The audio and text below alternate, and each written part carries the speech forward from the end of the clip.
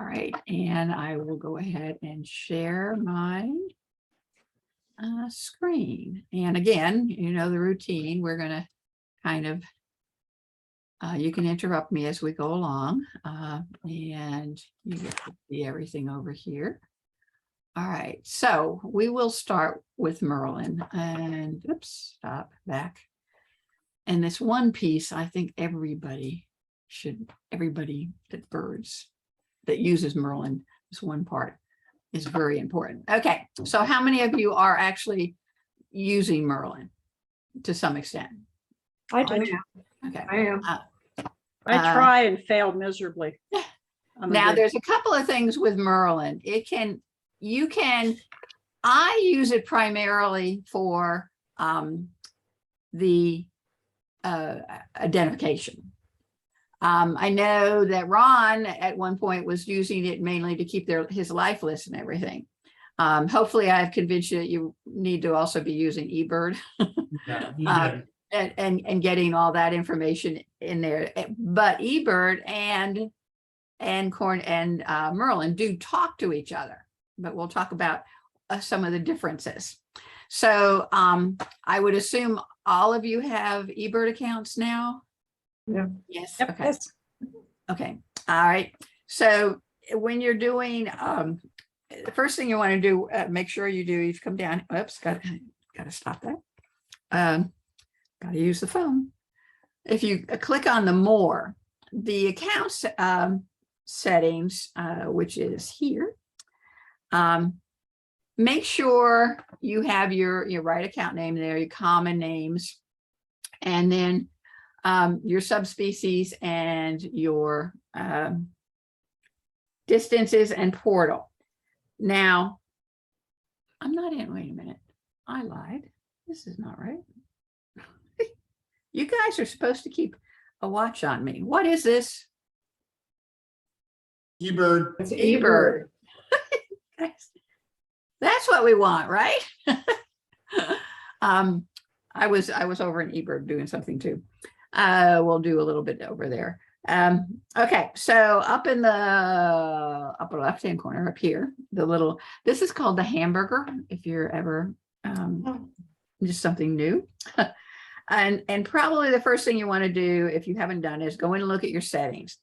And your settings are here, obviously English, sound ID. If you haven't downloaded the photo ID, I would recommend that you do that. And this is what I wanted to kind of look at down here with that use eBird. Now, I have it set yes to use eBird because I had already been on eBird for 15 years. So everything from eBird does come, your life list and everything shows up here. Merlin is not really good at providing a checklist of things of where you're seeing it every time, and it's very clunky. That's kind of why you want to use eBird if you want to keep track of everything. I know it's kind of hard, but what I want to do is actually, I'm going to click on this link here, and I'm going to send you guys, make you look really weird. Okay. And let me that away for a second. So this takes you actually out to the center, to their help center. And what I wanted to Judy, excuse me, how did you get there? I didn't see it, please. Okay, okay, I'm going to turn to the side, and I'm going to go, actually what it does is it open another window. Okay, so from the home page, again, up here to the hamburger. Yeah. Okay, down to settings. Okay, Mm-hmm. and Yes. then I'm scroll down and it says how to save your sightings. And I'm going to say use eBird. And then what I did is I clicked on here because I've already set this to use my eBird, and I recommend that to you. And I'm going to explain a little bit why. So you click on that, and then it actually takes you out to a web page. And then I'm going to make you seasick with that. And we're going to scroll down. And this page is really kind of nice because it does talk to you how to save the birds you identify in Merlin. And that's really kind of a clunky thing because you have to, you have to save either using the photo ID or the sound ID, or not the Explorer, actually the Explorer ID, not Explorer. Okay, let me go back out here for a second. Well, actually, you can't use Explore, the Explore feature. You either have to use whatever that first one, Start ID. Is that Start ID? I never use it, so I don't know. I can't remember what it is, but it's the very first one where you put in, the size and the shape and the color and all of that. And then you get the opportunity, it'll say save, it'll ask you, once you identify the bird, it'll save it, to ask you to save it to, whether you want to save it or not, to your eBird list. And it saves that individual bird, and it saves it to the, to eBird, but it's not, you have to do that for every single bird, which is, whereas we saw on eBird, you just click, whatever, put the number in and so forth and so on, and you have your list, and it saves all of those together.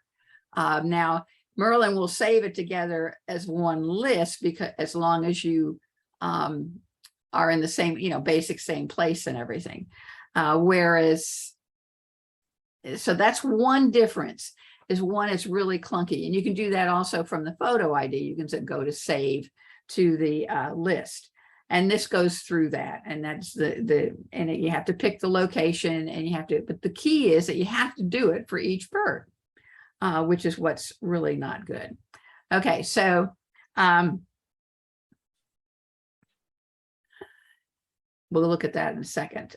Let's see, important details about saving. We don't want to do so much. You have to be connected to the internet, or either cellular or the internet. Let me pull this in a little bit, just so I can see. I can't see quite the whole thing. All right. But what I want to go over here, keep your life as accurate as possible. Okay, so these are the key points that are different between what's in Merlin, what's in eBird, the big database, the website kind of thing, will propagate out to Merlin. So you can see your entire bird, your life lists and everything. And when you're looking at either Explore, you're looking at, identifying a bird anywhere, and it will automatically say, if it's on your life list, it'll have a little check and it'll say it's on the life list. Okay, so the key pieces that are different is that everything goes into eBird will also will be public. Okay, you can go in there and hide things, but this is not public. It's not displayed on any of the species maps. It's not on any of the recent trip lists. If you're into the rankings, it's not showing. You're not getting shown up in any of the rankings. And as I said earlier, you can only save one bird at a time. All right, so it also doesn't go through the eBird process, or a review process. So if you are not sure about a bird and you've got the wrong bird in there, Kent will come back and say, are you sure? Ask you more details. Or in case that's happened to us, where somebody's put a picture in, they've come back and said, that's not what that bird is, it's this bird. And they had misidentified the bird. So you don't get that kind of help with Merlin, other than what's in the app, and it doesn't get included in any of the data that any researchers are using.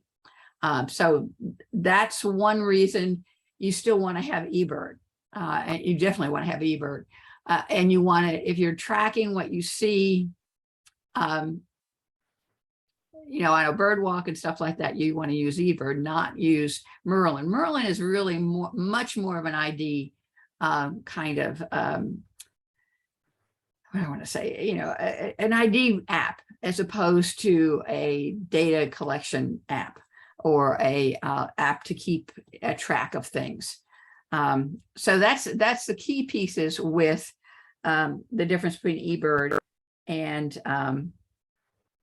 Merlin. All right, now Judy, I have a question. sure.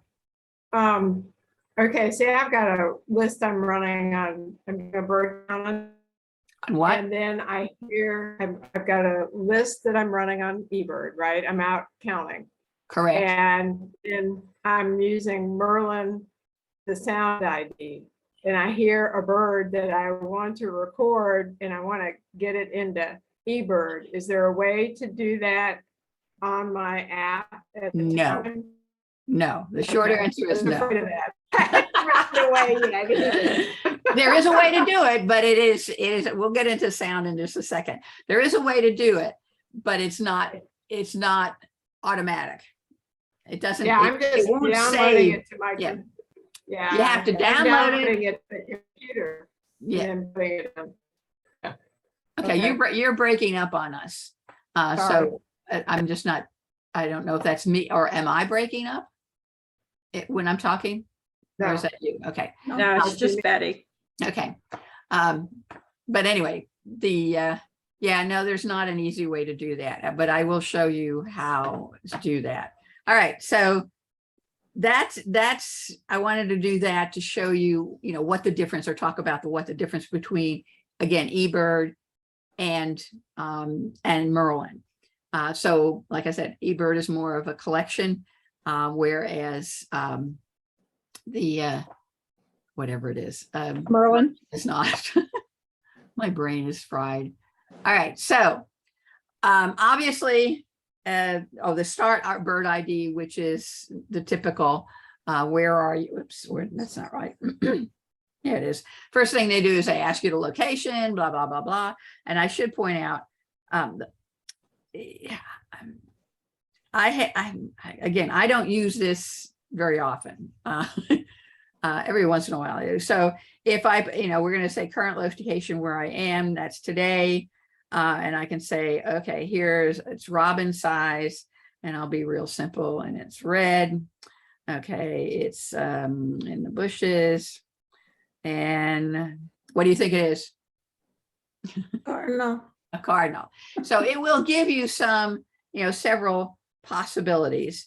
Now, I don't know, robin to me is not red, but I guess they don't give you orange in there. That's not a whole lot of red. Well, so anyway, you can see the most likely, generally, if it is a common bird, it's the most likely is going to pop up. And so now you can report with eBird. You can also go out and look at the details and see sounds down here, and you get to see all the sounds. I do like eBird a lot better for sounds, just because there are a lot more of them than my other favorite, which is iBird Pro. So that is an advantage. So that, let's see, let's go back to home. That's the simple, and for a real beginner. Oh, I know, that's what we're going to use. All right, Linda. So we Yes. were in Charlotte, right? Yes. We'll just say Charlotte. And then, okay, what Today. size was it? Teeny tiny. It was a little round orb. Okay, so that color. Between buff brown and green, but you don't have green, so we'll do buff brown. Oh, well, there's olive green. Yeah, there's olive green. Yeah, Okay. between those two.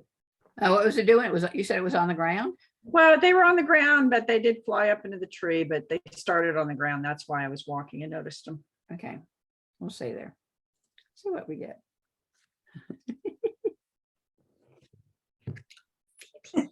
Was not a phoebe, was not a goldfinch, was not a starling. Starlings are huge. I know. Well, you can see. So I did see an eastern phoebe on Little Sugar Creek Parkway on Saturday. mhm. I moved to the trees. Yeah, that's better. Wasn't this guy, was it? He wouldn't be on the ground though, would he? He might have come down for bugs. Or were they walking around on the ground? No, they were very quick, which is what made me think they were kinglets. Very quick. And there were two. There are a of them. bunch of flycatchers coming through right now. They all look like this. Okay. There's the Acadian, there's a least flycatcher. I'm not very flycatcher. good at identifying flycatchers other than the Eastern Phoebe. Would Yeah. it be? I mean, these were very round. That's why when you asked me if it was a ram, I'm like, nope, nope. Well, and it could very well have, like I said earlier, there've been a lot of birds. It seems like birds are showing up early this year. So either I will look at the Arcadia flycatcher and kind of cogitate on it. Thank you. Yeah. I wasn't going to put it into eBird or anything. But thank you for yeah, but, walking me through that. but that's one way. But again, it's so broad and general. It's really hard to tell what, I don't find, and several other apps do this as well. And that was kind of, you had iBird Pro, which came out first. And that was kind of just like a Peterson book, book, and it had everything. And then some of the apps that came after that always started with this kind of, walkthrough. And the interesting thing with the walkthrough is that's what I teach in a beginning bird walk. I mean, beginning birding class. Where are you? How big is the bird? What does it look like? What is it doing, et cetera, et cetera. And then you go into the more detailed of the different characteristics and stuff of, for identification. So that's very basic. A photo, if we do photo, I thought I'd bring up one of these photos. So the photo piece is really pretty simple. See, Steve Coggin, Ron Clark and I, and Christine were having a discussion about this bird. Okay, so I click on that, we hold it up, take a picture, and this is nice if you can get a picture. Now, a lot of folks are doing, and I'm sure Betty has done this, she takes a picture with a regular good camera, a lensed camera, and they take a picture of the viewfinder of that, or the back of that, and put it in, because it's tough getting a decent picture of a bird with your iPhone with that. So this is, so I go next, and no, we go. Judy, Yes. I even do it off of my computer, Right. images that I've taken with my camera. When I don't know what I'm looking at, I'll take Right. a picture of it on my computer. Okay, so what do you guys think this is? In a pine tree. Yeah.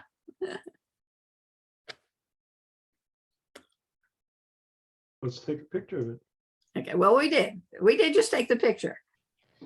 So here it is.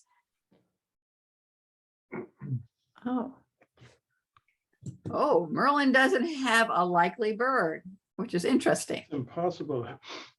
So Merlin doesn't know everything. Well, it's got wing bars and a colored belly. Let's try this other one. Let's see what it does with this one. I don't want to report no batch. Go back here. We'll go back to the phone.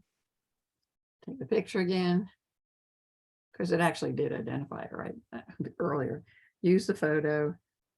Next. We're in Charlotte. Make sure. Okay. So can you see? You can't see what it is. There it is. Is that what it is? Yeah. Oh, Yeah, more than I'm likely. sorry. We had a debate whether it was a palm or a pine. This is obviously a young bird. This time of the year, identifying birds, especially the youngin, it's just really challenging because all the number of cardinals that I see in my bush out here, everyone looks different. They all, I mean, they're just weird looking birds. I had a towhee up here a little while ago, and that just was weird. So they're molting, the youngins are molting out, and of course they look different. And I mean, it's just really weird.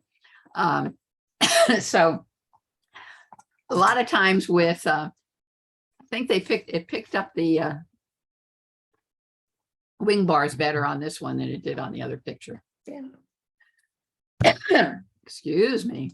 Well, the fact you took the picture in a pine tree seals it for me. It's a pine warbler. Not necessarily. Well, and see, the problem is with, if you just have a photo, when people send me photos and they say, what is it? Well, when I identify a bird, there are so many other things that are going on in my brain and in your brain that a flat picture, that's only one piece of what you're actually looking at. I need to cough. I'm going to cough in a second. Hold on.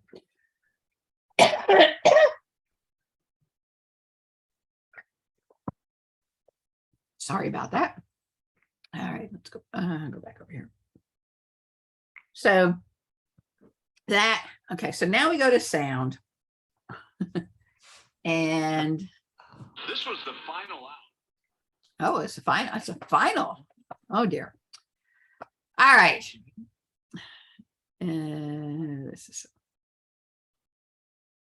best practices for sound. I think I'm going to put this in our newsletter. Look at this first one. The best ID tools are your own eyes and ears. All right. Merlin's suggestions are just a starting point. And this is the other key piece. You could always independently verify it. Each suggestion when reporting.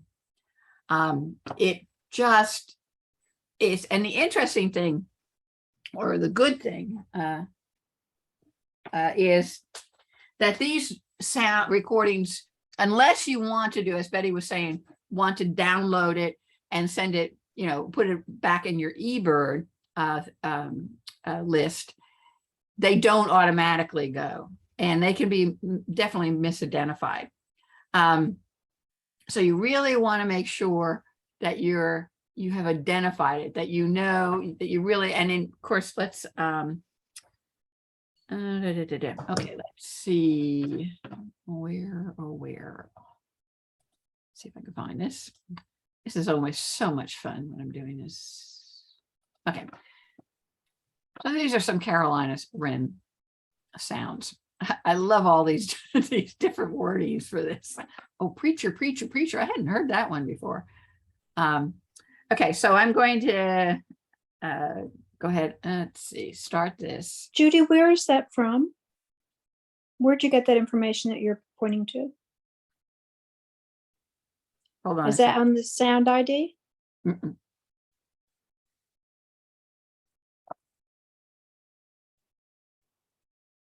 You mean the stuff here? Yeah. Mhm. Sorry. That list is mine, and it's from Cornell. It is actually, stop. It is. Sorry. Oh, I know. It's not. It's.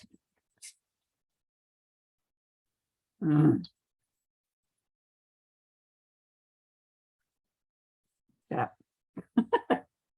Oh, can you hear me? Yes, Can you hear me? Did you guys lose me in sound? I hear we can you. hear you. I guess you did. Can you hear me now? Yes. I can hear you. Okay, no, I just turned that off. This is actually from, I'm not sure why or how I got it. It's all from Cornell.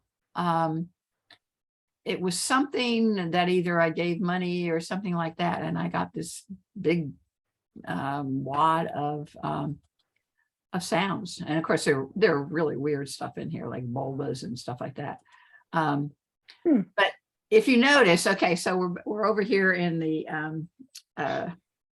now this is not going to work as well because let's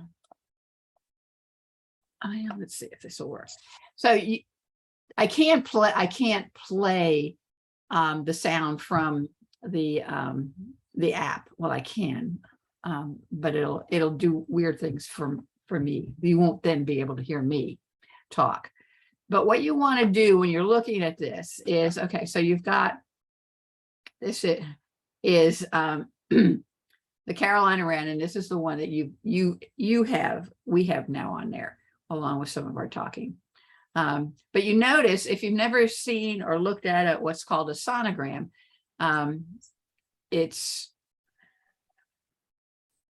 actually is a picture, but you can see that in there, you've got that do up and down, up and down, up and down. And that's sometimes, so we know we have that in here. So let's look at this one. What are And you you see- looking at? We okay. can't see what you're doing. What do you mean you can't see what I'm doing? On the here, left, she's on the looking. left.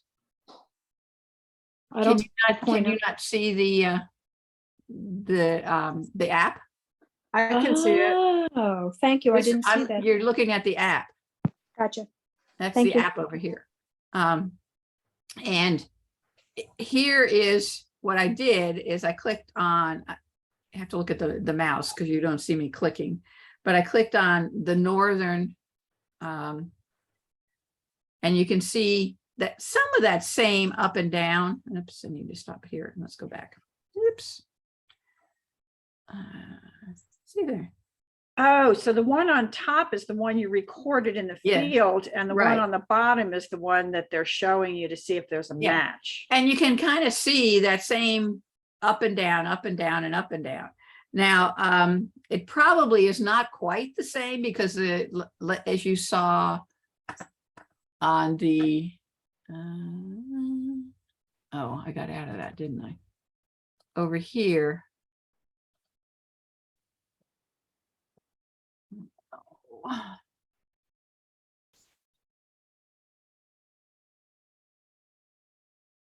And I clicked on that preacher.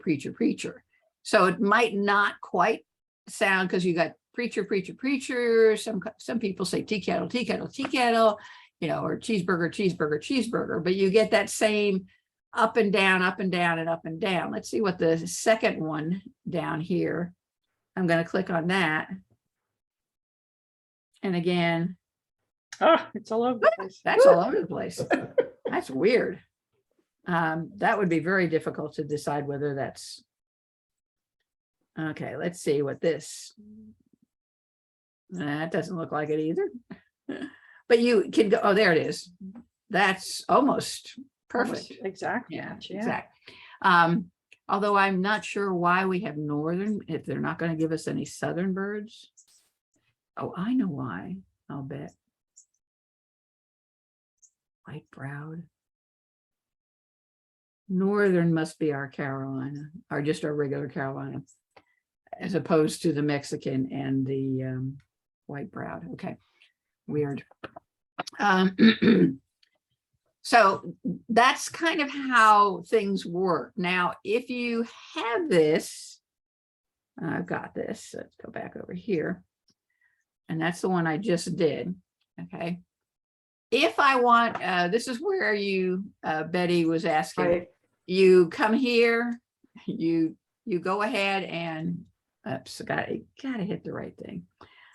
You email it to yourself or put it in your Dropbox, or whatever, wherever you want to put it, email, but you have to email it to yourself. You download it, then you have to go to eBird, and then you find your checklist, and then you upload it into checklist. That's the only way you can do it. Judy, is there a way to beef up the sound in that process? Because I'm finding that once I put it actually on eBird, it's not very loud. Since I haven't done much of that, I guess depending on how loud it was. Oops, we now have the wrong, we don't want that.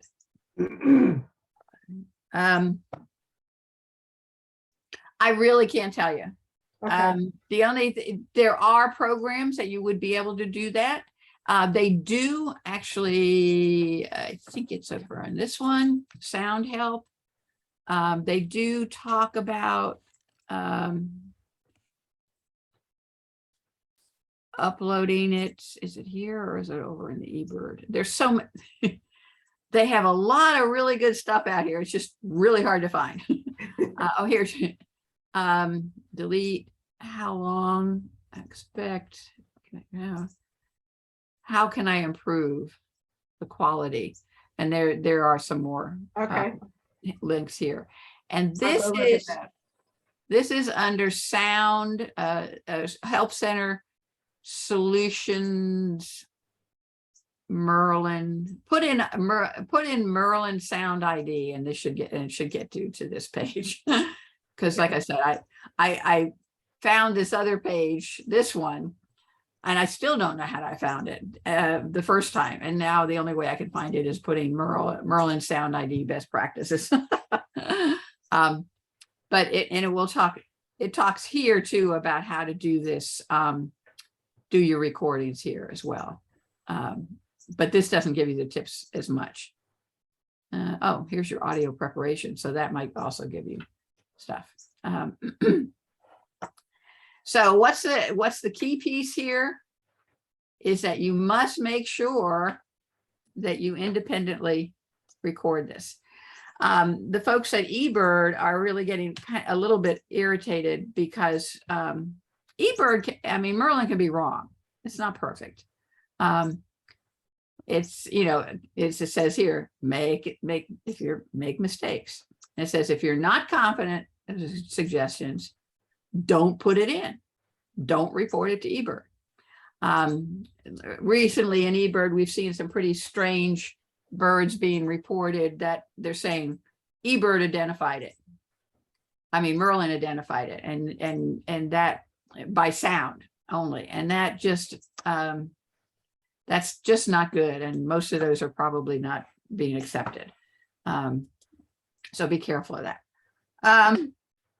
The other thing, the one other thing with Merlin has to do with these bird packs. And then you do need to install some bird packs. If you're birding mainly right now in the Southeast, I would bring down the Southeast pack. The thing is that if you go out of the Southeast and you don't get any birds listed, or very few, you need to go back and download that pack as well. If you're brave, you bring down the entire country. Now, since there's only like 60 megs difference, my guess is you actually, on these smaller, more specific areas, I think you're getting more information, because this is just Texas and it's a gig. This is the whole United States and it's less than a gig. So I suspect the individual places or sections, and there's only like 7 or 8 of them for the United States. There's a Southeast, there's a Northeast, there's a Midwest, there's Texas, there's the mountains, Rocky Mountains, and then there's the West Coast. And there are actually some, if I go down, if we go recommended, no, not recommended, all, I have to go down, get you C6 on this, sorry.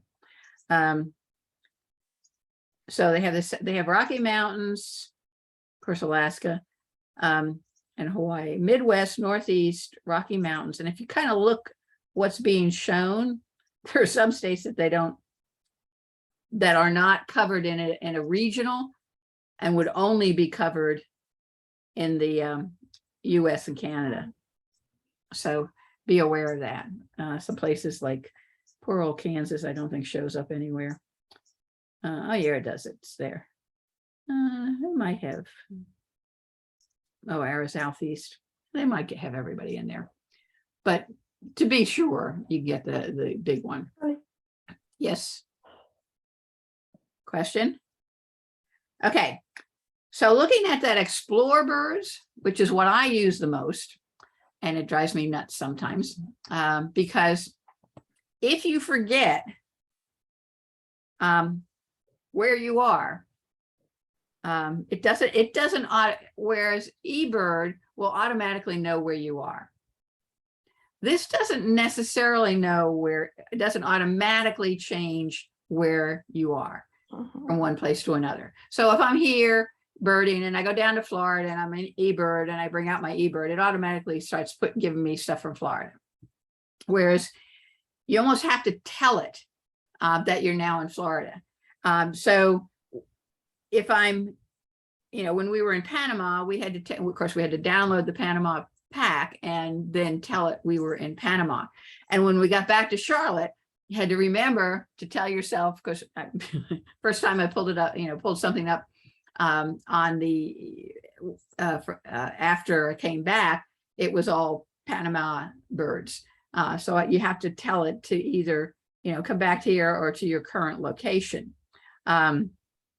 So, and you can, if you're inputting stuff in here, you might want to be a little more detailed than a lot of these places, but in general, you can stay fairly broad. The other thing with this, and this is refine your bird list, has to do with, I have to remember not to hide my bird list, because if I hide the birds on my life list, and I've got most likely checked, watch what happens.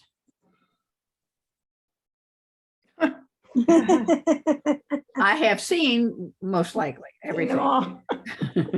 So that's not gonna, if I do alphabetical, most likely, I still get that. I'm not sure why, because there are some things I haven't seen in North Carolina or in this area. So I have to, if you seem not to be getting stuff, I would just leave it as not to hide and let it give you the check mark as you're going through. The other thing, and I'm going to ask you guys that are using this, whether this happens to you or not. So if you do alphabetically or most likely, I get birds, right? And you get it for the time and stuff. If I click family, I don't get anything. And the same is true with family most likely. See, I prefer to see it by family. Because I've just been doing this for so long. I look at, I go look for the thrushes, or I go look for the, if I want to see all the thrushes, you can't do that in here. Well, you might be able to if you do it right. But if I put thrush up here, I get the wood thrush and the Swansons. Oh, interesting. I think the Swansons are here now. That's interesting. But it doesn't give me the robin or the bluebird, which are thrushes. Does that make sense? It's probably the computer that isn't it searching on the name rather than the family. Yes, and that's it. I mean, that's the issue. But that's why I liked, when I do this and I see family and I see most likely, I want to be able to click here on family, and I know where the family is in the list. So I can quickly go from, when I go into eBird, when I go over into it here, let me show you. When I go over into iBird, okay. Oh, this is alphabetical right now too, for some reason. I did that. But usually I have it as like in the book, like in your guides, it's all by family. So I know where in the book where the thrushes are. I know Just where the out of hummingbirds are. curiosity, type thrush in this page and see what it comes up with. Oh, interesting. Oh, I get warblers in here. Oh, there it is. I have no idea what's going on. I have no idea. Anyway. All right, whoops. Okay, so that's kind of pretty much all of, where are we? I got lost here. I gotta go back out here. Alphabetical, done. And I need to go home. Home. So that's basically Merlin. It is a little bit, it's a little confusing in that how it works with eBird, but that's basically how it works. Does that make sense? questions, comments? So how, I mean, it is frustrating because I used to try and use it with the Start Bird ID and really didn't. I mean, now that I know that there's some other ways to do it, that's awesome. But Mhm. what is, in your opinion, the best way for you, somebody who has some knowledge to use it? I don't like with the Start Bird ID. I pretty much use the Explore. Okay, Okay. Yeah. And you know, because it the, tells you what to expect. It's like going to the Shenandoah National Park and they hand you that little brochure that says, right. here's all the birds you're going to find in this Correct. park. Yeah, Okay. it looks like those kinds of checklists and stuff like that. Yeah, The only thing I don't like is that it's alphabetical and it's not. yeah, And if you do the other one, if you do most likely, it's going to bring up, it will bring up the most likely ones first. So you're going to see all of, what, I'm most likely to see in my yard every day, 15 cardinals at this point. Mhm. So you'll see, if you see up here, that's that nice big list of, again, these frequency or abundancy is Right, here. right. And it gets smaller as it goes down, where the alphabetical brings them up alphabetically. So you might not get the most, it's still likely to be here. Mhm, But- mhm. And let's do this. Let's see if I can. Let's do, it's not going to let me do that. Here we go. December 20. Now I'm going to November 24. Oh, didn't want to do that. Okay, I'm going to go back and let's see what I get now. I do get a different list, Mhm. which is kind of interesting. Judy, Yes, sir. have Oh, you let's see what we updated- get. Have you updated your Merlin recently? Because I'm just sitting here tapping away on my phone, and when I do by family, and by family most likely, I do get birds. Yes, I do. I upgrade every time they tell me to. So I don't know why. It's just Yeah. always done that. And the fact that Linda said put in thrush, it gave you that. Now this is November, most likely. The cardinal is still going to be the top one, et cetera, because that's one of the most likely birds you see around here. All right. And let's see. You see the hamburger at the top? Yeah. This one? Well, no, back where you were before. in the Or you're Explorer. talking about this is not quite, that's a Okay. cheeseburger over there. See on the top right hand where there's a Yeah. hamburger with condiments on it? Why don't you Yeah. click on that and see? if That's where I there's- was. No. Go, not to go back one. Go back to the pictures. See on the top where it next to Yeah, this October? one. Yeah. You're talking about that. Oops, sorry. What Yeah, is that? that's what I clicked on. Oh, that's what you clicked on for the, okay. That's where And you you- go for your setting most likely, your Gotcha. location, Gotcha, and gotcha. getting your bird pack. You can get your bird packs in here too.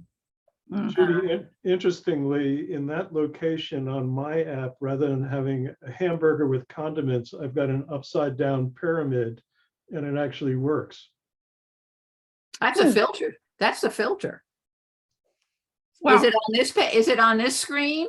Yeah, on that screen, in the upper right-hand corner, Uh-huh. You have I've a got like pyramid? several Yeah. lines horizontal lines that make an upside down pyramid. I tap on that, I get the same choices that you do, but they work. Yeah. I don't know. what kind of phone do you have, Steve? Use an It's a Google Pixel. It's an Android. Android. Yeah. And yours is iPhone? Apple. Yeah. Oh, yours, is an iPad or an iPhone? Oh, I'm on a phone. Okay. Well, I have to be on the phone here, but it does the same thing for me on the pad. I'll have to go back and look. Yeah, because it has a different symbol and it does work. Yeah, well, that symbol is a filter symbol. I know what that is. That's also. But anyway, so When that you go out, do you actually change these settings, like the date and the most likely and no, where you are? No. Because I just go out and turn on the sound ID and go from there. yeah, no, normally it will normally give you today's date, but it doesn't always give you the right location. But again, I mean, if you're in North Carolina, it's not gonna make that much difference. But if you go to, if I was in Right. Panama, came back, went out and got nothing but Panama bird, I did some sound and it was giving me weird birds, and I realized that I had not changed from my Panama Right. pack. So you do have to change packs if you're going far afield. And that's actually true in eBird too, because you got packs just like this Right. in eBird.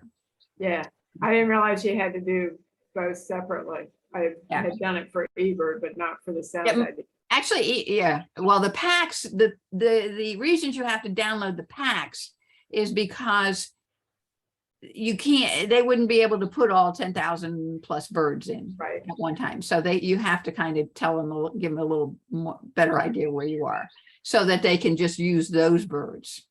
Right. So they're not giving you 10,000 birds every time.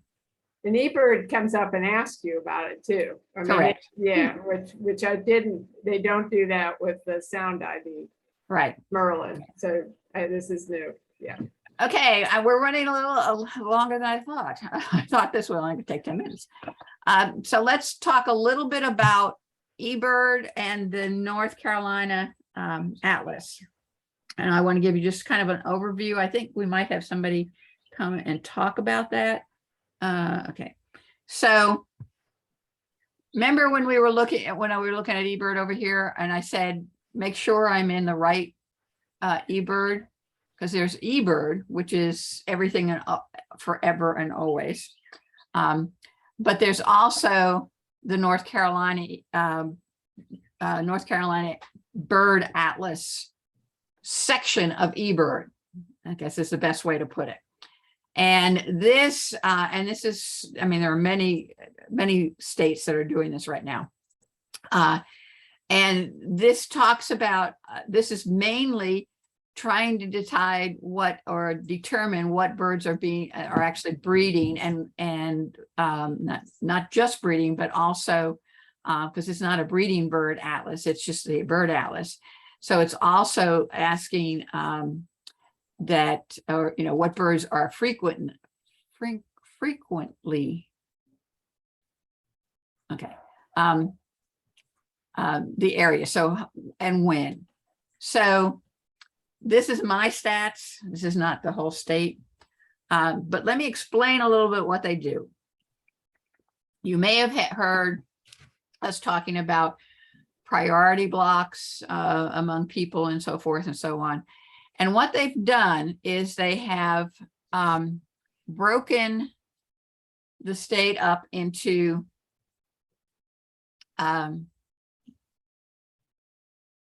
okay, I have to do this again. Lots of little blocks. I forget how many, a lot. When we did when we did the Mecklenburg Audubon, or the Mecklenburg County one, I think we had 50 blocks that were a mile square. Now these are bigger. I forget, maybe they're 5 miles square or 3 miles square or something like that. But anyway, all these red ones have what they call somebody, or need somebody to adopt that square. And the really frustrating thing for most birders, I'm going to let's put Charlotte in the middle, is that 90% of all our good, what we consider good areas to go birding, are not in priority blocks. And they really are focusing, and this you can go into long detail as explaining how it has to do with their sampling and how they want to spread. They don't want to just go to the hot spots. They need to see across every place. So if you notice this area here, okay, if I zero in on this, this is kind of no man's land up here in northeast Charlotte. Oh no, I take that back. This is actually my block. So the red ones are the ones that are taken. I was thinking the blue ones were. So this one over here, okay, which is not taken, is kind of, where is that? Oddville, it looks like it's all pretty much,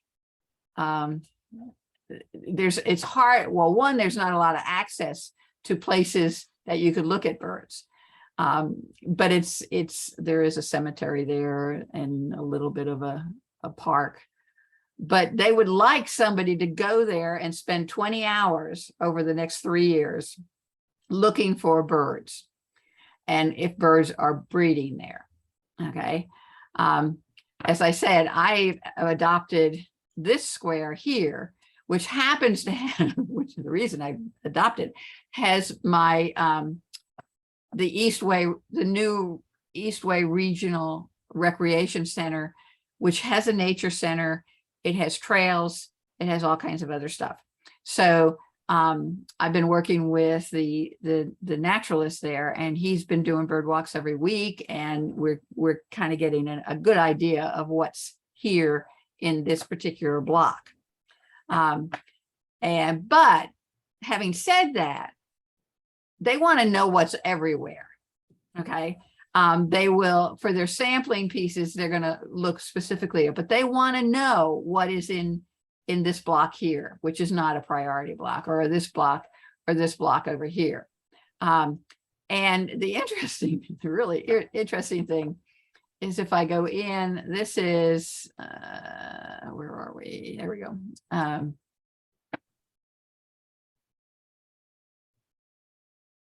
There's Dilworth, right? You see Latta Park? It's actually in two different blocks. So when I do Latta Park, you might have heard me, I'll show you how you have to set this up. If you are, if I'm here in Latta Park, I need to make a list of everything I see up here. And then I need to make another list of everything I see down here, which gets really tricky because we walk out here and we walk back. But as I get to this edge, the app actually buzzes me and say, you're at the edge of a block, and they would like you to end your list and then start a new one when you get into the new block. And I'll show you what that looks like in a minute. The eBird buzzes you on the app and says, hello. Mm-hmm. Yeah, so You're basically changing locations because they've split that into. yes, which is a little, I think that's another one that they do that with is depending upon where you are in McAlpine. That's Randolph. Where'd McAlpine go? What's that? Oh, that's Sharon. Okay. I know you're over here somewhere. It's Monroe. I lost it. I lost McAlpine Creek. Oh, There it down a is. There little. it is. There it is. So you notice McAlpine Creek now, the Greenway goes all the way down to Providence Road now. So it's in two different sections, but the section we usually do is all one. And and part of that is a block. If I scroll out and I do a right click on that, oops, no, if I click on that, it tells me that Ken Neidl is the person who has adopted it. And if we clicked on the one up here, that's not that one, this one, you can see that I've adopted this. So you can see who's doing it.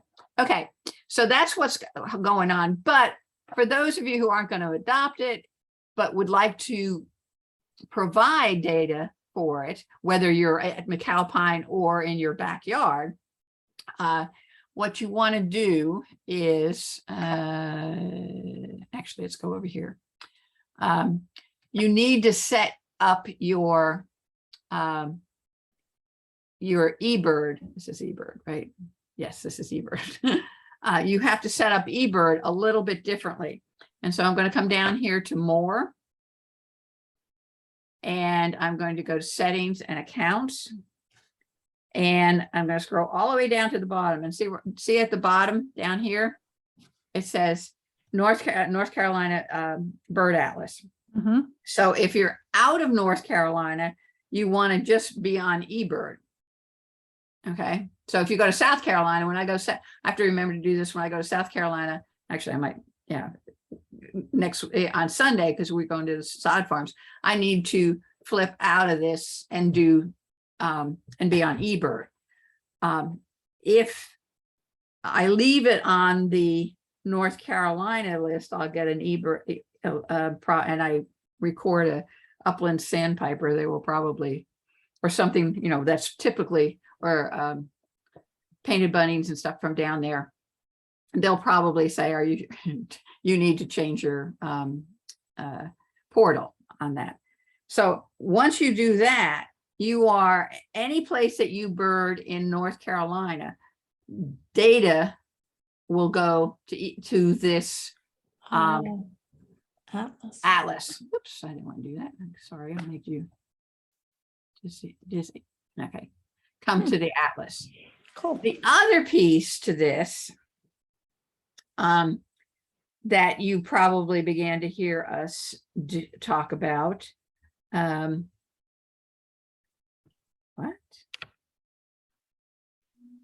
Oh, here, not submitted. Has to do with the breeding essentials.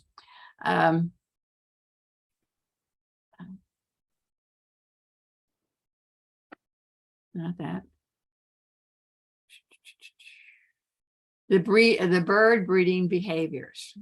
Okay, so if you want to, I mean, you'll do this. If you don't do any of the assign any kind of I don't want to say level of breeding to it, it will just come up as observed, and it goes into the data, but it as being seen in the area. But these are the listing of the codes. So if you look at, let's see, here we go. So this means you've seen it. Okay. But then this was just a flyover. Okay. The bird is not staying here, you know, bald eagle flying over my yard is not, this is not his habitat. He's just flying over, et cetera, et cetera. So you can put that in. Now I'm going to click, let's see. I lost it. Where'd it go? Here we go. I'm going to bring up the Stevens Creek. This is one I did the other day. And I'm going to go just, oops, that's not what I want. There we go, the list of the 15 that we have. Now, this time of the year, you're really not going to have any kind of really breeding bird identification. Except, anybody hearing any barred owls lately? I had my barred owls were singing, calling the other night. So they're beginning to set up territory. Yeah, So I heard I them. could use this one, a singing bird. Okay. Now I don't have that on here, but what it is, once you get in here, oh, here's one. So there's the great egret. This was a flyover, so I can come down here and do F, flyover. Okay. They do tell you, if you click on each one, H stands for inappropriate habitat. And then this page tells you a little bit more about that. Singing, a singing bird, okay. And then you have singing 7 days. So if I hear this, no. Singing birds are usually if you hear them over an extended period of time. You have 7 birds, but this goes into a lot more. These get a little tricky, but once you get down into, if you see for sure somebody with building a nest, then put it in. Or if you see it, the unused nest, I don't know about that one. I don't use that.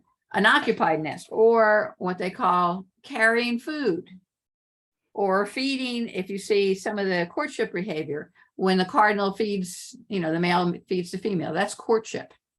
And like I said, right now, you're not going to be using that, probably just the inappropriate habitat would be the only one that you would use. In this case, it was just a flyover.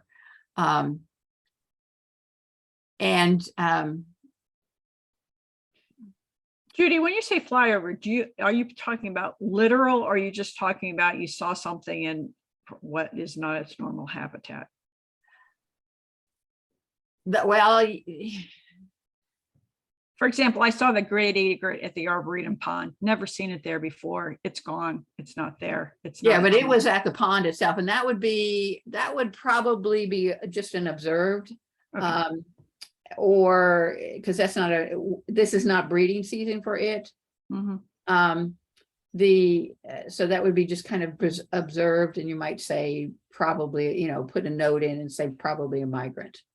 Yes, that's why I was trying to distinguish between what Yeah. the difference between observed and flyover was. Yeah, flyover in our case, our great egret flew over us. So that was definitely, That was easy. that's the only way we saw it.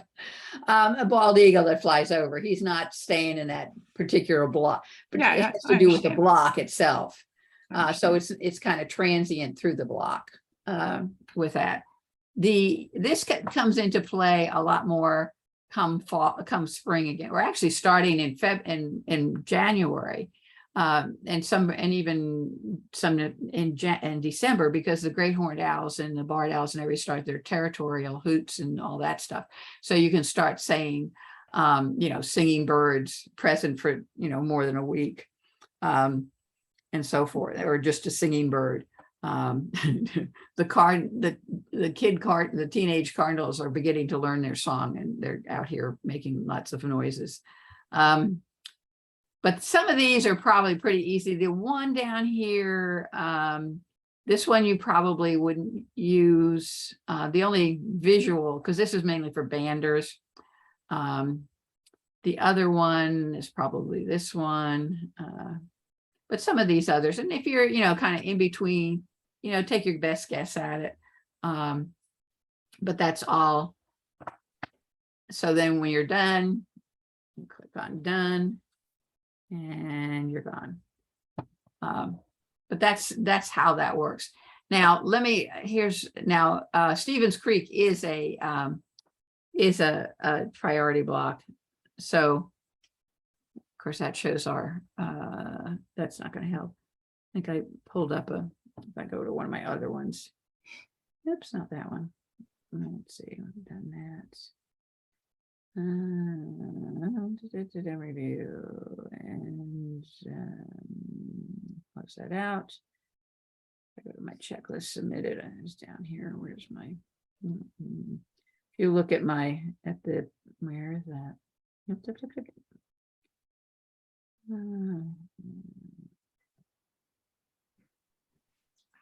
the one. If you look at the map here's oh no, that's not the one. I don't know. I was in the car, and I should take that map out. Yeah, if you forget to turn your thing off, it'll map you across the county. Here's that. This is that Latta Park, and this was actually, they just started beeping at you, and so I didn't catch it this time, but this is a priority block down here. This isn't, which is kind of interesting. So keep an eye on that, but I would say just get yourself into the portal again by going to the more and settings and set up your portal, and work from there. And then, everything you see will go into the atlas. I think it's in December, I know, and July, or maybe January and July. Anyway, they might send you an email asking whether they can use your hours, because they're looking at your hours for volunteer hours, because they get certain amount of money support by the number of hours that people put in. So you see over here, complete checklist. I don't see my hours. Effort map. So you here. That's not it either. It does show hours and stuff like that. And you can go owling at night too. Let's go back. There we go. Well, there was a map there, and then I saw maybe this is it. So Judy, there's no overlap between the data that's collected in the atlas and the data that's collected in eBird. No, it's all going into eBird.